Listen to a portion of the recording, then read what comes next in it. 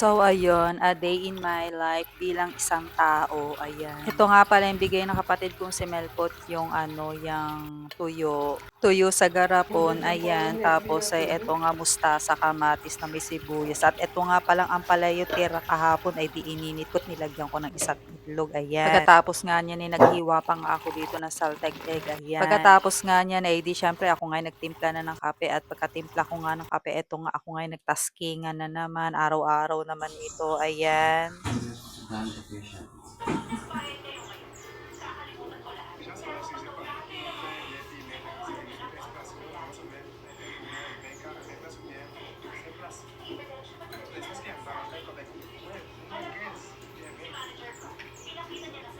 Pagkatapos nga niya, ito nga may maha nga dito, ayan. Isang hiwa lang naman yung aking kinain dito at mamaya ko na lang memeryendahin at pagkatapos nga niyan, nagtanghalian na nga ako dito ng manok, ayan. At yung tira kanina na mustasa at saka itong kamatis sa may sibuyas, ayan. At ito nga si George ay kapag may naririnig na tunog ng kutsara at pinggan, ay pumapasok na lang siya dito sa loob ng bahay, ayan.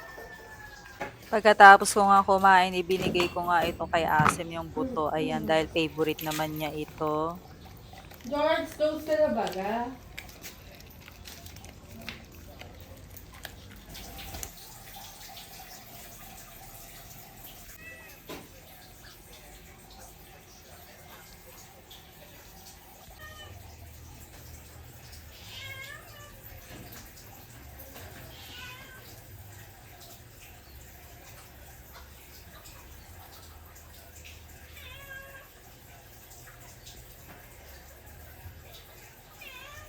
At ito nga cravings ng maalat, tapos nag-ubas na rin at nag-choconut, ayan. Pagkatapos nga niyan, parang hindi ako nakontento, ay di nagluto naman ako ng noodles, ayan.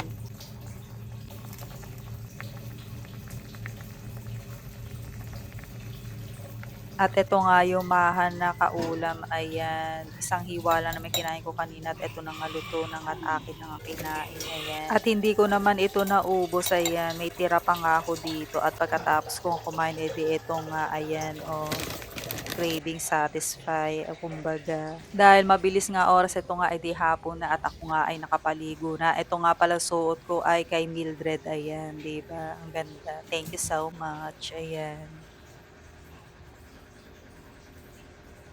At eto nga ako nga nagtimpla nga ng black tea, ayan. Etong black tea na ito binili ko kay Day, ayan. At nandito na naman ang bisitang si George, ayan. Humingi uli siya ng pagkain, ayan. At ininit ko nga itong pandesal at ito nga ang aking pinalaman, dairy cream naman para maiba naman, ayan. 5 piraso ang aking nakain, ayan. Pagkatapos nga niyan ay uminom ako ng Yakult, ayan. At gumabi na naman, ayan.